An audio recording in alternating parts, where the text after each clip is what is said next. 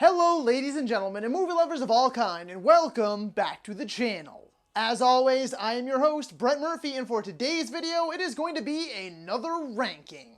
And I am going to be ranking all 10 of the DCEU movies. So as I'm sure you will all know, Zack Snyder's Justice League, aka the Snyder Cut, has officially and finally released. And thankfully, the general consensus seems to be much praise. Nevertheless, it's been quite some time since I did rank the DCEU, so it seems appropriate to do so now. And before I get into things, if you do enjoy ranking videos, I have an entire playlist dedicated to all of my ranking videos. So be sure to check that out, and I'm sure you'll find something you'll like. So without further ado, let's hop right into things. Number 10, Suicide Squad. The only thing I really have to say for this movie is so much wasted potential. I mean, the movie has an all-star cast: Will Smith, Margot Robbie, Jared Leto, Viola Davis, David Harbour, Joel Kinnaman, Cara Delevingne. Not to mention the first trailer was also great. But after the lukewarm to extremely negative reception to Batman v Superman, Warner Bros. Got cold feet and decided to mess with the movie and David Ayer's original vision. Nevertheless, Margot Robbie as Harley Quinn, Will Smith as Deadshot, Viola Davis as Amanda Waller are all exceptional nevertheless. And I have to admit, I was incredibly surprised by Jay Hernandez as Diablo and Jai Courtney as Captain Boomerang, as I loved them both very much. But the villains, oh my god, the villains are terrible. And the story is just downright idiotic. Overall, this movie was such a disappointment. Number 9, Justice League 2017, aka Justice League. Look, I'm not gonna get into all the controversy surrounding this movie and Joss Whedon's takeover and all the behind the scenes stuff, because that could be a whole other video all on its own. Focusing just on the movie itself, it does actually surprisingly have a few fun moments. But they are very, very few.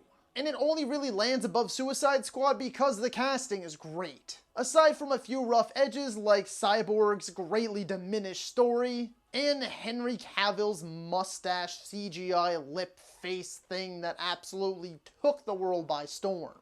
And sadly, Steppenwolf is awful in this one. The story is so very clearly a product of too many hands in the cookie jar. It feels rushed, chaotic, and completely nonsensical. Warner Bros., with the help of Joss Whedon, absolutely tore this one apart and put it back together in a 2-hour-long Frankenstein's monster, ruining what could have been and what we now know is. Number 8, Wonder Woman 1984. Gal Gadot was born for this role, and it might be best on display in this movie because she's really one of the only good things about it. Because this movie is largely disappointing and sadly lackluster. Aside from that though, again, her chemistry with the always charming Chris Pine really works its magic here. Not to mention the villains were actually great too, as Pedro Pascal was an absolute scene stealer, and I was pleasantly surprised by Kristen Wiig. However, where the first movie lacked in villains and was great at everything else, it instead traded everything else to get its good villains, making everything else this time around pretty terrible. The plot is laughable, the dialogue, the majority of it at least, is cringeworthy. The action felt flat and dull, and the visuals were so muddy and unfinished. It seems like this was a rushed product, but really it was delayed time and time again, so I really don't know what went wrong. But just like the previous two on this list, this one was so disappointing because there was so much potential. Number 7, Birds of Prey and the Fantabulous Emancipation of one Harley Quinn. There are elements in this movie that I love, and others that I'm not really a big fan of. For starters though, the whole cast across the board is fantastic. Margot Robbie proves once again that she was the perfect choice for Harley Quinn. Mary Elizabeth Winstead and Jurnee Smollett play Huntress and Black Canary exceptionally well. And Ewan McGregor crushes it as Black Mask.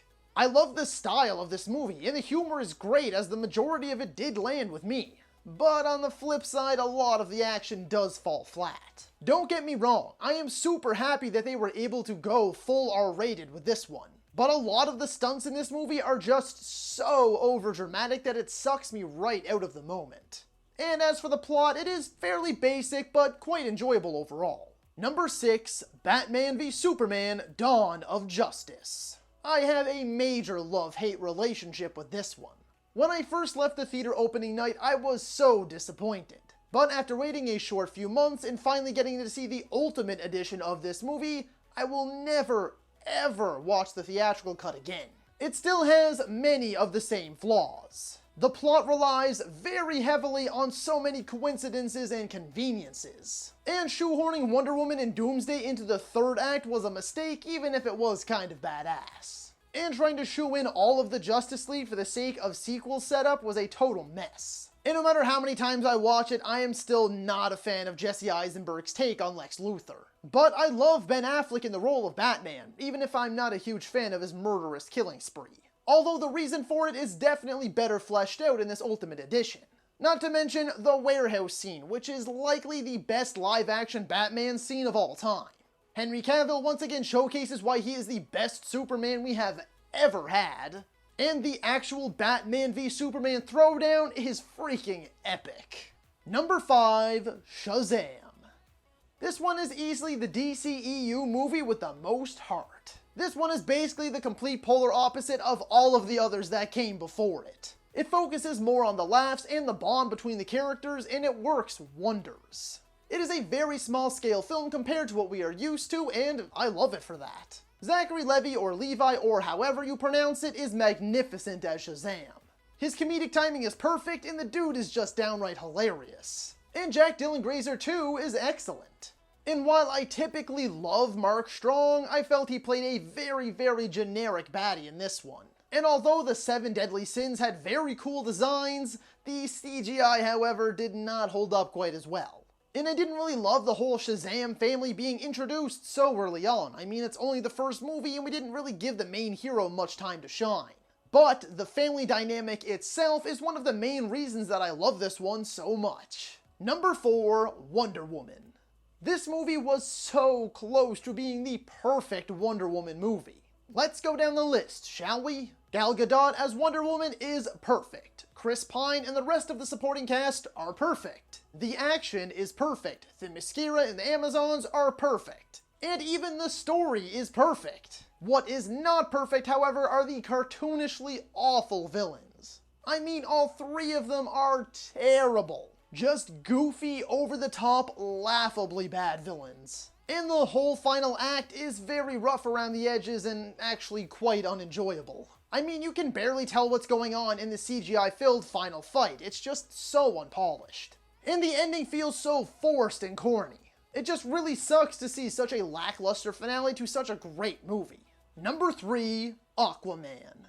I will honestly never understand the dislike for this movie. I get that it's a lot sillier in some parts than the others are, but I mean, come on, it's Aquaman. If it went full-blown seriousness, everyone would complain about that too. Firstly though, Jason Momoa is brilliant as Aquaman. Patrick Wilson is also great as the villain King Orm, albeit a little bit over the top at times. And most of the supporting cast is actually pretty solid.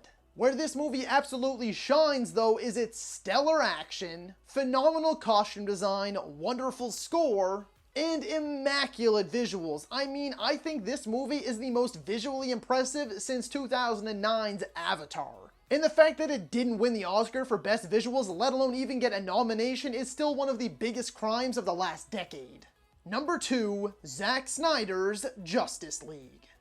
Hashtag Release the Snyder Cut has finally come to be.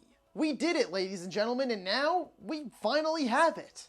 And it is everything we could have possibly hoped and dreamed for.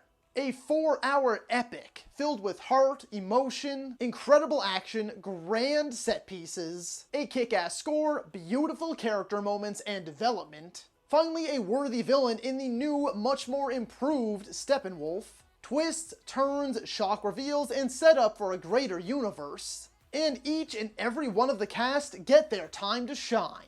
And they are each nothing short of absolutely amazing. Perfect casting across the board. Start to finish, I adored this movie. My only complaint is that I feel there are a few too many scenes before the credits roll. They probably could have chopped 1 or 2 of those because there's like 3, and then just shorten the runtime by like 20 or 30 minutes, but really, the runtime wasn't an issue for me at all. Aside from all that though, this is the Justice League we deserved. And now it's time to hashtag restore the Snyderverse. And coming in at number 1 is Man of Steel. Yeah, the introduction to this universe is still my favorite of this universe. What can I say about this one that I haven't already said in previous videos? It is the absolute, unparalleled, unmatched pinnacle of the character in my eyes. Henry Cavill is Superman, the best we've ever had. And this movie right here is the best the character has ever been. He doesn't feel like an overpowered, unstoppable force. He's vulnerable, inexperienced, and unsure of himself and his abilities. I love that portrayal of the character in this movie. It's the first time I've ever actually cared about Superman at all. And the action in this movie is exactly how Superman fights would really go. Don't even bother arguing. Michael Shannon is also exceptional as General Zod. The visuals are stunning, and the score is some of Hans Zimmer's best work. The supporting cast is stacked and further amplifies this movie's magnificence. It's one of my favorite superhero movies of all time. It's easily my favorite Superman movie and still remains my favorite movie of the DCEU. So that is all for today's video, folks. Be sure to let me know down in the comments if you agree or disagree with my ranking. And feel free to let me know what you'd like to see me rank next. If you enjoyed that video, be sure to hit that thumbs up button. And if you'd like to see more content, consider subscribing to my channel and ringing that little bell icon. That way you can be notified about all of my latest uploads. And as always, stay safe. Thank you so much for watching. And that's a wrap. Hey you, yeah you, if you made it this far, just know I appreciate you. And while you're here, consider hitting that subscribe button.